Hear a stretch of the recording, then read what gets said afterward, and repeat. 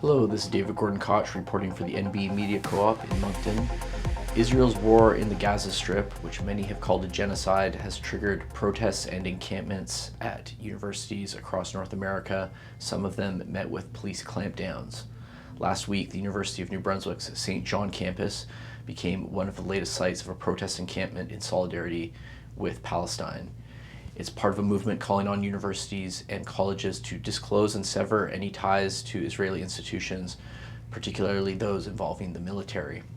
At UNB Fredericton, members of the University Senate have asked the university to disclose its links with Israeli institutions, including those connected to settlements in the occupied West Bank and to the Israeli military. Well, for more on this story, the NB Media Co-op spoke to two of the professors involved in the movement, Vicar Hussein from the Department of Mathematics and Statistics, and Matthew Sears from the Department of Classics and Ancient History. But first we'll get the perspective of one of the students who is involved in the UNB Saint John encampment. Sarah Durham is a doctoral student in the Department of Biological Sciences, and I started by asking her about the encampment and the response it has generated so far. Stay tuned. Last Monday, I woke up to a few text message being like, Sarah, the chair of our department is out in the quad with a sign that says Free Gaza. I got 3 separate text messages and I just like freaked out. I grabbed all my stuff and I ran out there to join him and I just put out the word. And that first day, I would say there was probably around 10 people and it's kind of waxed and waned ever since. At our height, we had like 20 some. We set up every morning and then we take down in the evening. So we haven't escalated anything quite yet. Response has been fairly positive. We've had a couple of people come out, counter protesters, but it was just like 1 or 2 people at a time. By and large, the response has really been really positive. Security seems to be sympathetic. I think they are clearly like just trying to do their job and but not trying to like antagonize. What else? Administration basically hasn't said much. We have sent them kind of what we want to see happen at UNB, and we're kind of waiting around to hear about that. But I know that the word has gotten out about this because we have weekly rallies in King Square and we had tons of new faces. So people are finding out and they're seemingly pretty supportive. So. And your demands are outlined in a petition that I understand was recently given to university administration. It calls for UNB to divest all investments from Israeli entities that are complicit in the occupation of Palestinian territories and the maintenance of the apartheid regime. It also calls more generally for divestment from broader military industry complex, including weapons manufacturers, military contractors, and fossil fuel companies. In part, not going through every single demand there, but that petition is online. It's got, I think, close to 500 signatures as of today, Tuesday morning. I think, there have been similar demands on campuses across North America, which have been met, these encampments by, of course, police clampdowns in many cases. Can you elaborate and comment about your demands? Sure. Yeah. So another student, basically, before the encampment even started, and I guess just to clarify, when the chair of our department, my department specifically, sat outside to do this, he wasn't doing this like with the goal of these demands. That was the student thing that kind of came, but he allowed us to jump on and kind of vocalize those demands. So that all came from another student, undergraduate student, who was looking into UNB ties to Israel just to see, because the encampments had started in the States, and so it made sense to look at like how are we maybe possibly complicit. And he had found some things about there were some ties UNBF had, UNB Fredericton, to this company called CyberSpark, which appears to be run by the Israeli military, but we don't know. And the school is so far saying basically that those ties never materialized. Hmm. So we basically, I say we, it was really the other student who dug into this, found enough stuff, and we have seen enough stuff posted on the internet that there is cause for concern, which is why essentially our first demand is to disclose all of this, because it's not clear to us how we might have ties. So that's the biggest one, because we're not aware. We want to understand what those ties are. And then, of course, break those ties, divest, and condemn what's going on. Yeah, and just to provide a little bit more information and background about CyberSpark, which you Sure. mentioned there. So Mm-hmm. this has been described in media as a kind of cybersecurity think tank or research Mm-hmm. complex at Ben Gurion University of the Negev in Beersheba, Israel. Mm-hmm. It is or was reportedly run by the military. Um, examples include reporting by France Internationale, described as military run. Mm-hmm. Um, and based on a 2014 speech by uh, Israeli Prime Minister Benjamin Netanyahu, it seems that CyberSpark is connected to the Israeli intelligence service. Um, Now, I should mention that we did reach out to UNB and Ben Gurion University for this report. UNB said the memorandum of understanding that was signed in 2017 allowed for discussion about collaboration, but it did not result in either party pursuing collaboration. The MOU ended in 2018, UNB said. Um, and a spokesperson for Ben Gurion University said that CyberSpark actually no longer exists, and we do not have any partnership with Okay. UNB. Um, Now, it seems like CyberSpark was more or less folded into something called Ben Gurion Advanced Technology Park, which, according to the university's website, does involve the military. The spokesperson at Ben Gurion confirmed that some elements of CyberSpark remain in this advanced technologies park. Okay. Um, but I guess suffice to say that it's from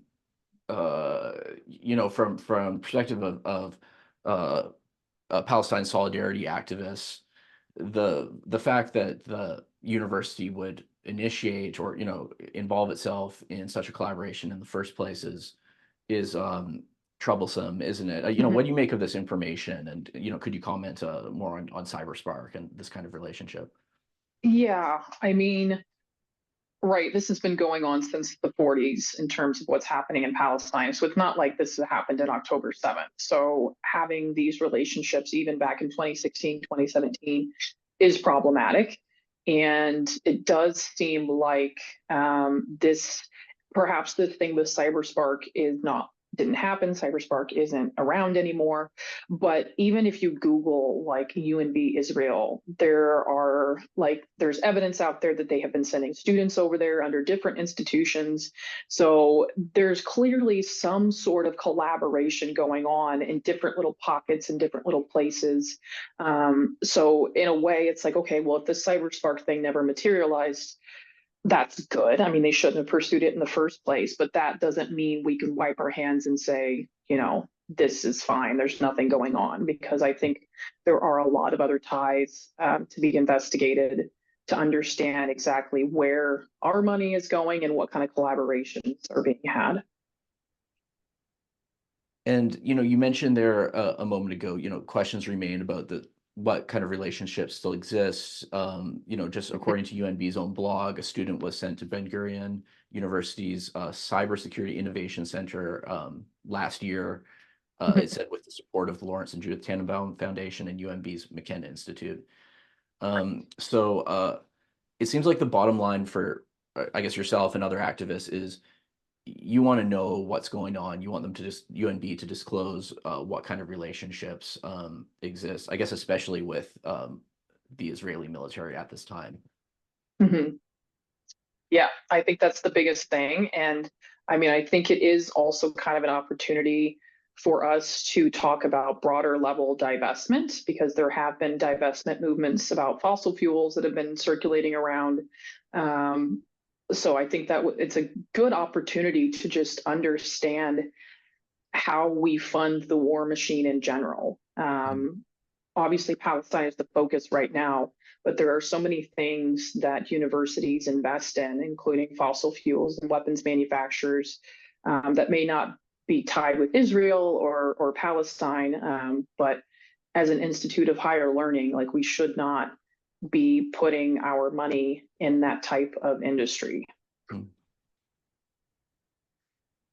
And I think it bears mentioning in the speech referencing CyberSpark in 2014, Prime Minister Netanyahu described it as connected to something called Unit 8200. Mm-hmm. She said is Israel's NSA, a reference to the American National Security Agency. And this in turn is linked, according to some reporting from journalists in Israel, to this AI system called Lavender, which the IDF has, reportedly been using to do these, I believe, targeted kill lists in using AI to target Palestinians. So just any comments on this aspect of the I don't know, AI technology linked to the military?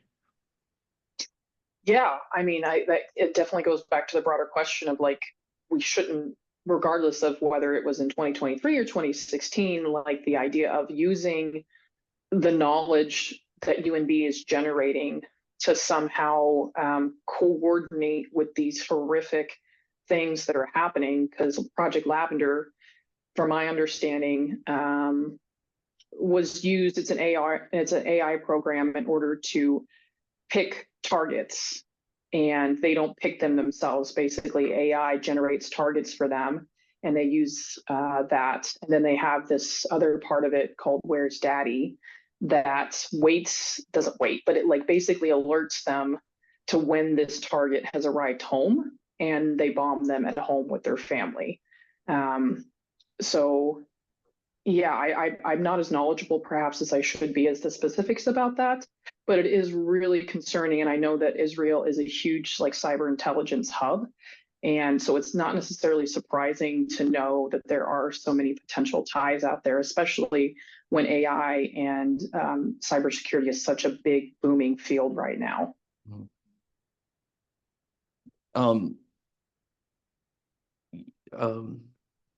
I should mention that we don't have evidence that UNB is directly involved in this Unit 8200 or Lavender development. We did reach out to the director of the Canadian Institute of Cybersecurity at UNB, Professor Ali Gorbani. He said he's on sabbatical and referred to us to UNB comms, the communications department. But this is, it seems like this goes back to this question of transparency and, these, I guess, really troubling questions that people have as Israel continues its war, what many describe as a genocide in the Gaza Strip. As we're seeing reports of more deadly attacks by Israel in the northern part of Gaza right now, and also the southern area of Rafah, where so many Gazans are now concentrated. There was a question at the UNB Senate put forward on Monday, put forward by faculty members of the Senate about connections between UNB and Israel. They'll be joining the NB Media Co-op to talk about what they learned in a moment. And of course, this is happening just before what is called Nakba Day, Wednesday, which marks the anniversary of the forcible displacement of Palestinians in 1948. I believe protests are expected at UNB and elsewhere. So just anything to add about this current situation and I guess the student response, the response from the student movement right here in New Brunswick. Yeah, I mean, yeah, so there is going to be something going on in Fredericton. We will definitely be here tomorrow. We plan to be here during convocation. I think that that's going to be a really important time for us to be out and visible. I know that the university isn't necessarily super excited about that, to have the donors see us, but I think that that's a really important thing. They basically are telling us that, you know, this is for the students, this is the students' day, let the students have this day. And we're under the belief that they should see this and they should understand what's going on. And if they're going to be proud graduates of UNB, they need to understand what exactly UNB is and who they and what they're doing. So that does come back to transparency. And I think in general, the university hasn't been challenged a lot. They're not used to a lot of activism in the student body, especially not Saint John. So I think that this is uncomfortable for them to be kind of held to the fire in that sort of way, especially by the students. So I don't know what to expect. I'm hopeful that we can make some change and that we can be successful. It's my understanding right now that perhaps the amount invested of the endowment is not a huge amount invested in Israel, that is. So if that's the case, then just divest it, right? There's no, regardless of, you know, if it's a huge amount or not, I think there are definitely things we can do. And I think the university certainly needs to, in my opinion, stop trying to play both sides of this. It's been 7 months, probably, well, over 7 months at this point. You know, the death toll is tens of thousands, so many children. And to take a stand and to really condemn what is happening as opposed to trying to play both sides. Is there anything you want to add, Sarah, before we wrap up?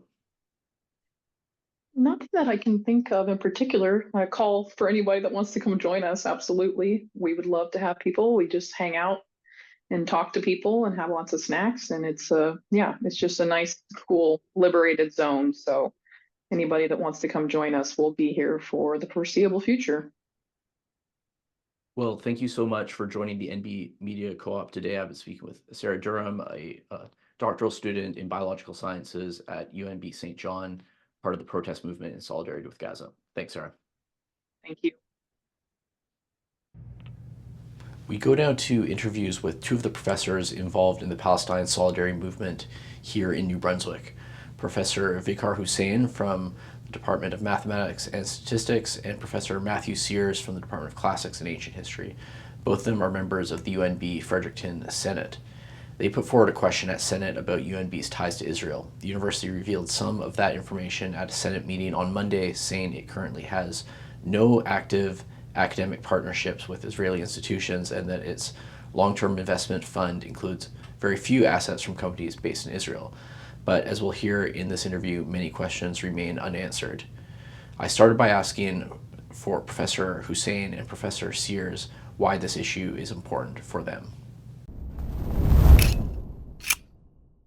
For me, one of the reasons that pro-Palestine rallies and protests are so often criticized is a whataboutist argument about, well, where were you when Assad was killing tens of thousands of people, and where were you when various atrocities around the world, where are you when Iran is cracking down on women's rights, et cetera, et cetera. And first of all, I was talking about those things, but also one of the responses I always give is our institutions and political and journalist classes aren't supporting Assad's regime materially and politically, and so on. On the other hand, we are actively supporting and arming and equipping and otherwise providing political cover for Israel, even as it engages in the atrocities it's currently engaged in. And so that's why I speak out about this particular issue more than perhaps some others, because we're directly complicit in it, and we have an opportunity to change what our own politicians and so on are doing. And at an institutional level, institutions like UNB, as many other universities, has financial and sometimes academic and other ties to Israel and institutions within it. And so I think it's our place to argue against our institution in our name with our resources, and that as some Senate members, we have direct kind of responsibility for this institution. I think it's our responsibility to speak out when our institutions are involved in materially and otherwise in this kind of what I would consider certainly at the very least atrocities. What about you, Professor Sen? My perspective on this, to comment on the first point that Matt made, is that this is fundamentally, the situation Israel-Palestine is fundamentally different from any other conflict in the 20th century, in that it is a colonial enterprise. It's colonial enterprise in the image of what happened in the 17th, 18th, 19th centuries that has found its way in the 21st century. And that is partly why, in my perspective, as someone coming from a developing country whose ancestors have lived under colonial occupation, colonial rule, I view it through that lens, and that lens is extremely stark for me. That's the first point. The second point concerns the so-called New World Order that was ushered in after the Second World War. We have various institutions, human rights organizations, UN declarations and UN charters on genocide, human rights, the rights of the child, and so on, that are trumpeted widely by the West, except in this case. And the third point concerning universities is universities are not defined by their administrators. Administrators at the senior level come and go every 5 years or every 10 years. Universities are defined much more so by their faculty and their students. The faculties are here for 30, 40 years. And the students we nurture, we keep in touch with the faculty, not the administration. You don't see ties between past presidents and students, but you do see ties between past students and faculty. And so for me, a university is fundamentally the staff, the faculty, and the students, much more so than the administrators. And so I think it's very, very important that we speak up to uphold what I think we view, Matt, myself, and many others amongst us who view as the fundamental definition of a university, to uphold uphold human rights, to uphold justice and peace across the world, and to nurture the next generation in all types of knowledge. And so therefore I must speak up because of these 3 points. I just can't stay silent, whether it's at Senate or outside Senate. Now, I want to go to the question that you and a group of other professors or senators put forward at this latest Senate meeting. I'll read the question in full. It says, given the increasing international scrutiny of the nature and scale of the violence in Gaza and the occupied West Bank, including proceedings at the International Court of Justice and probable indictments from the International Criminal Court, what is the nature and degree of the ties, both financial and academic, between UNB and Israeli institutions, particularly but not limited to those connected to settlements in the occupied West Bank and the Israeli military? Can you talk about what you learned from the university administration on Monday? Matt, you go ahead first. Sure. So they provided a written response in advance of the meeting, which is standard practice. And quite frankly, I was happy to receive it. Sometimes they defer to oral responses in which they could be more dismissive, but they actually provided a written response. And the written response stated 2 things. One, that there were no current academic ties with Israeli institutions. And we can talk more about whether or not that's actually true. And the second was that in terms of financial stake, the operating endowment currently has 0.08% or 375,000, around that. I can't remember the invested in several companies that are currently domiciled in Israel, which was the language. And that, I'm sure, is from some sort of, investment fund. I would wait, if I was to guess, it was probably tech companies as a general investment. So that was the basic answer they gave. I asked a couple of follow-up questions in the meeting itself. The first was, what is included and not included in the statement that there are no current ties? For example, there are frequent mentions in UNB's own press about collaborations in the cybersecurity realm, including as recently as last July, when the McKenna Institute, a part of UNB, was sending exchange students over to dabble in cybersecurity and otherwise tour around Israel. And the president responded to that he was in fact on that trip last summer, along with Frank McKenna and others. The goal was to meet with Tel Aviv and other universities in Israel, but also he mentioned two institutions, I think, in Jordan, with the goal of establishing more formal ties. But in his own words, the world has changed since then, and those discussions have paused, is what he said. And then I asked about the endowment and asked whether we could find out if any of the companies that we are investing in are located in the occupied West Bank or are involved in the military sector, etc., and whether UNB, since it's such a relatively small amount of the operating endowment, would consider divesting even those relatively small amount of funds. And the president did, to his credit, say that he would commit to take that matter to the investments committee. And he also said, and it seemed like a little bit of an off-the-cuff remark, but he also said, we would obviously not want our investments involved in any company that's involved in like the military or making war, that kind of a comment. So that was the extent really of the exchange in Senate in response to those questions. Yeah, so I think Matt covered pretty much everything. I just wanted to add one other point, which occurred at a previous Senate meeting. The president reported this visit with Frank McKenna to Israeli universities and potential ties also with Jordanian universities. And when that was first reported to Senate, I raised the question of whether they had also attempted to reach out to Palestinian universities in the West Bank.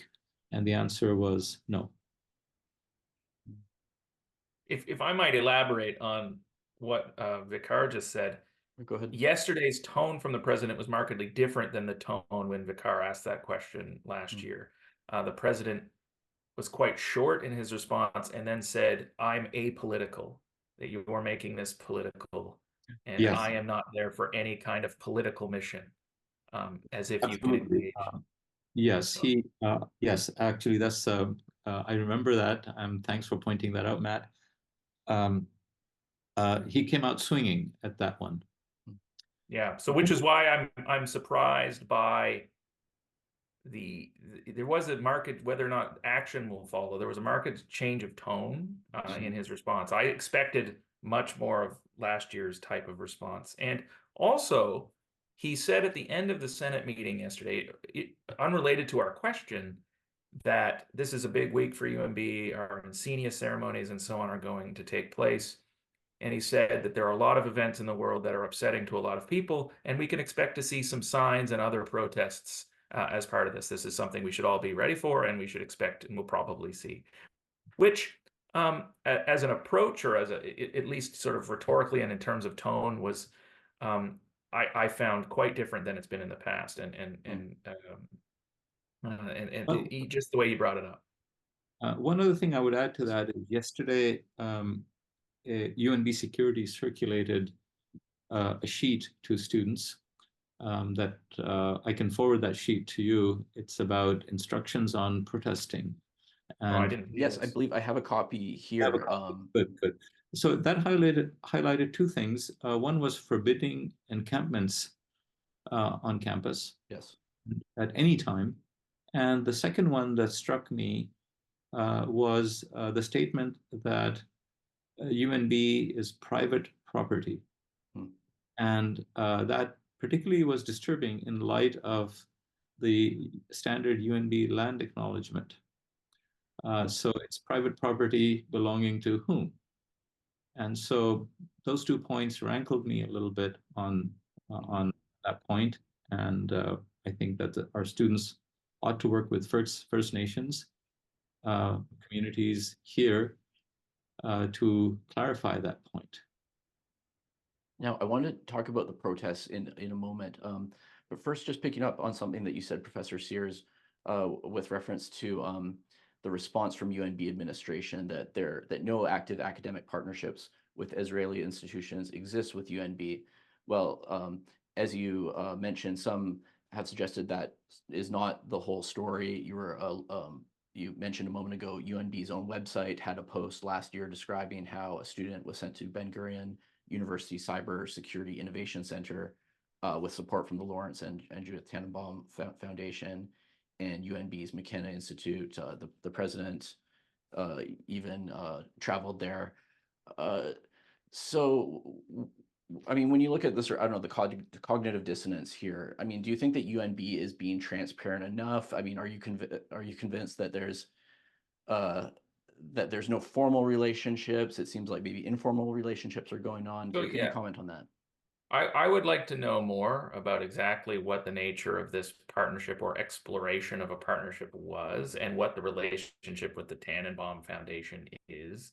But also before last year, so several years ago, in 2017, I think it was, the previous president, Eddie Campbell, announced a formal partner. It struck me as a formal partnership with that Cybersecurity Institute. This was in 2017, yes. I believe.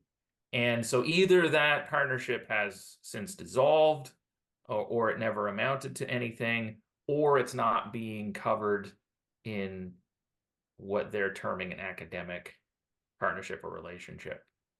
So I would like to know, and I don't know at this point, what came of that partnership and whether it still exists in any form.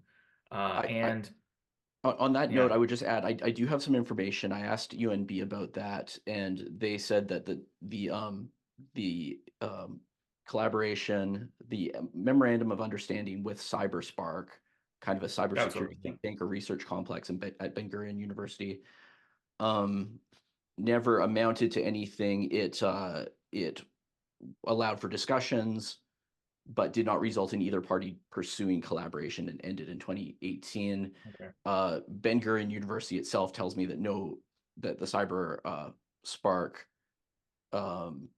think tank or center of excellence or whatever you want to call it no longer exists, and we do not have any partnership with the UNB. But again, yeah, some students have raised questions about whether because and you know, this, of course, as you know, and I'm sure you're reporting on, I mean, what counts as military activity is much broader than, you know, just like the IDF, for example, and cybersecurity, as is well reported, as a sort of institution in Israel, is instrumental in many of the things that are the targeting systems, facial recognition software now being used perhaps to identify protesters, even in the United States and Canada, that has been developed or at least tested in the laboratory of Gaza.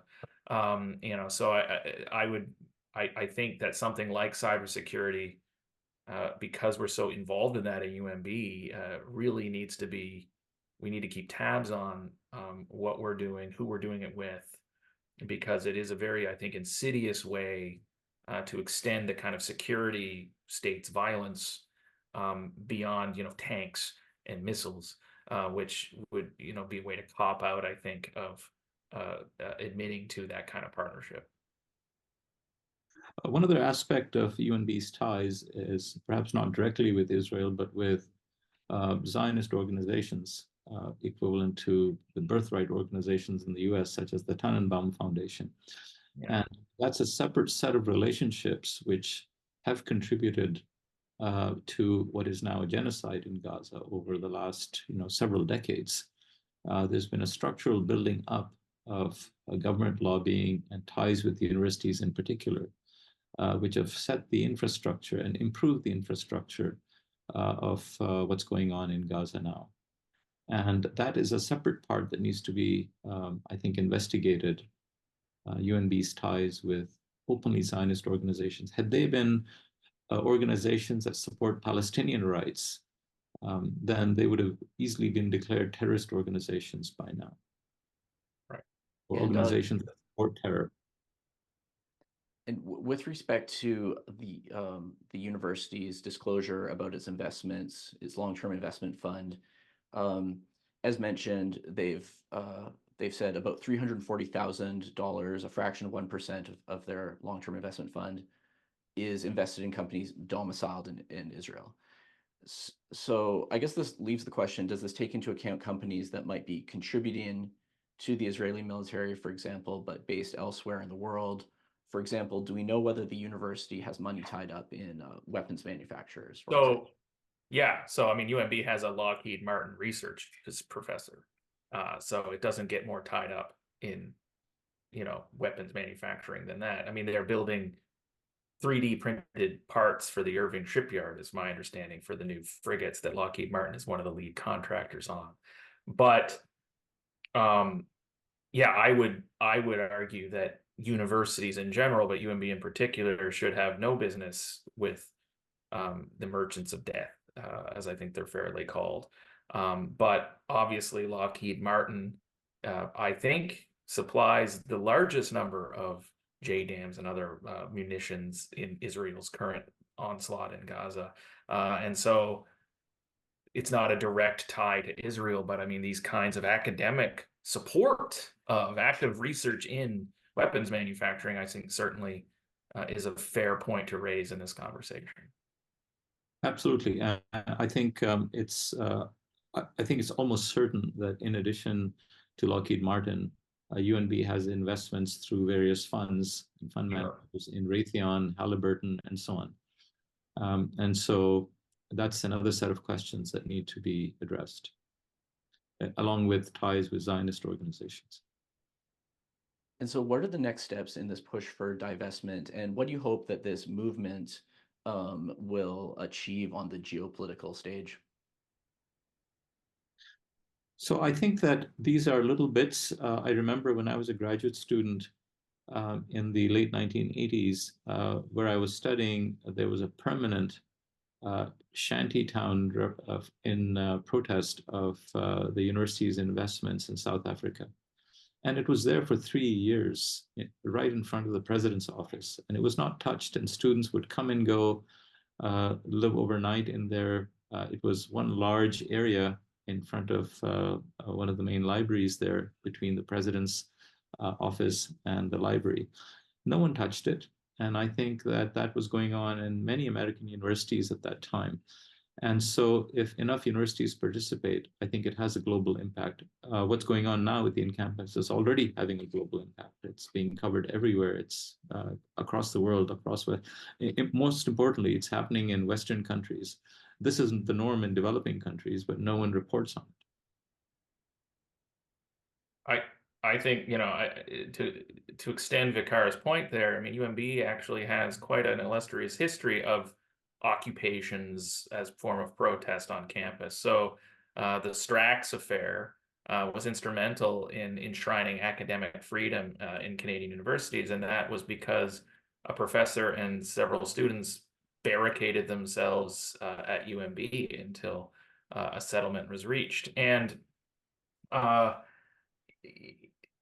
I would also say, in addition to, the next steps would be, I think, holding the president and the administration accountable to actually bringing up this topic, and I would argue following through on divestment with the investments committee. I think it's fairly obvious that I have clear ethical and moral reasons for supporting divestment and other boycotts and sanctions, the entire BDS sort of approach, among others, to the situation in Israel. But I think even from a fiduciary divestment and sanctions for any exactly listener who might not be familiar with BDS.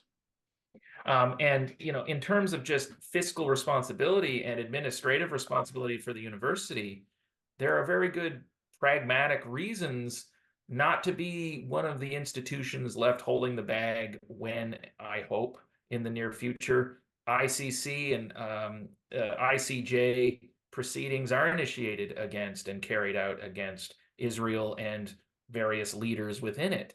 No one wants to be that institution that held out supporting apartheid South Africa after it had been blatantly obvious to the rest of the world that this was a wicked regime that should fall.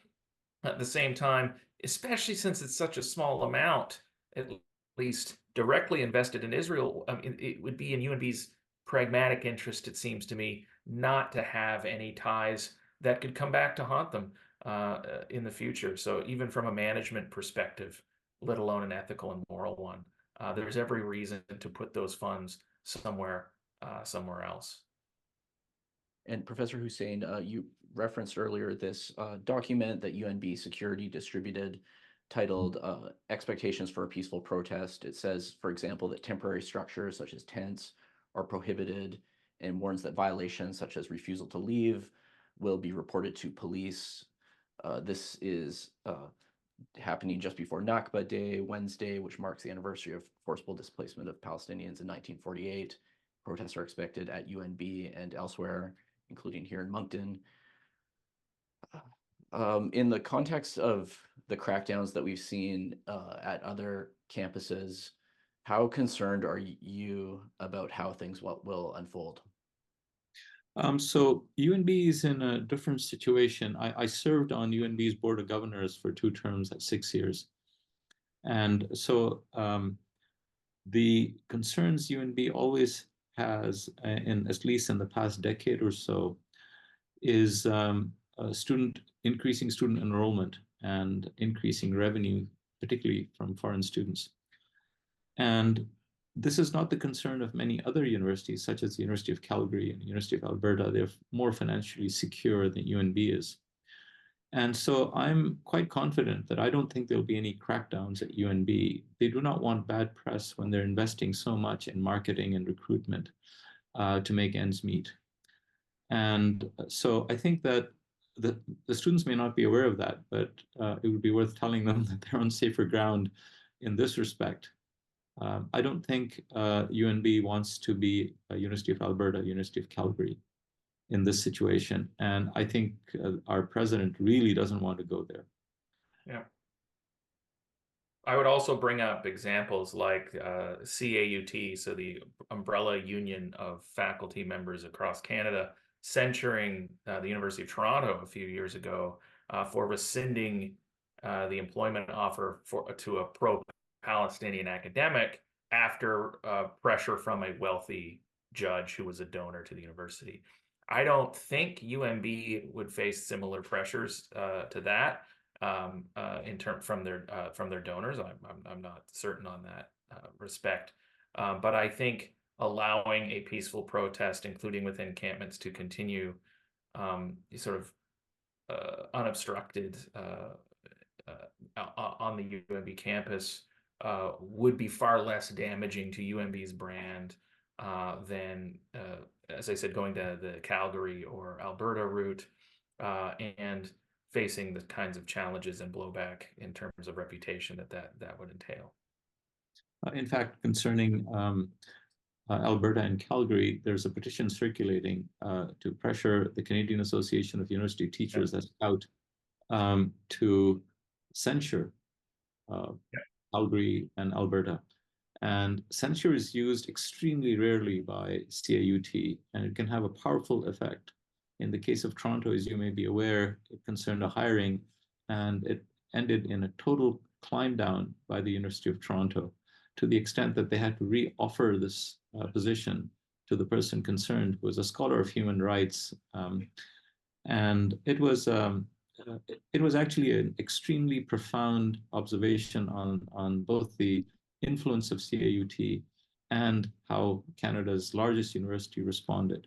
And so I'm certain at UNB, there's no administrator, no member of the board that wants to go anywhere near the possibility of putting on this campus what's happened at Calgary and Alberta. If anything, they'll try to hush it up and be very quiet and have conversations. Well, we're almost out of time. Anything else to add before we wrap up today?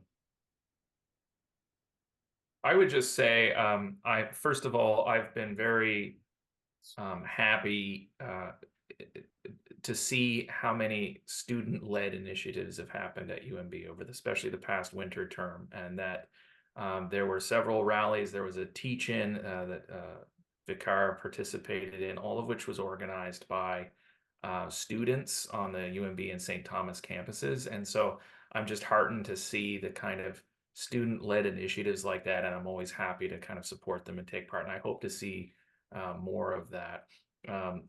And so I just want to kind of encourage the students who have taken a stand and taken action.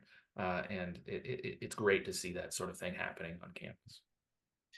I echo those points, and I think that more faculty could be doing more. For example, recently at Princeton, faculty are going on 24-hour fasts in support of a group of students who are fasting on the campus, and they're giving speeches in front of where the students are camping and fasting.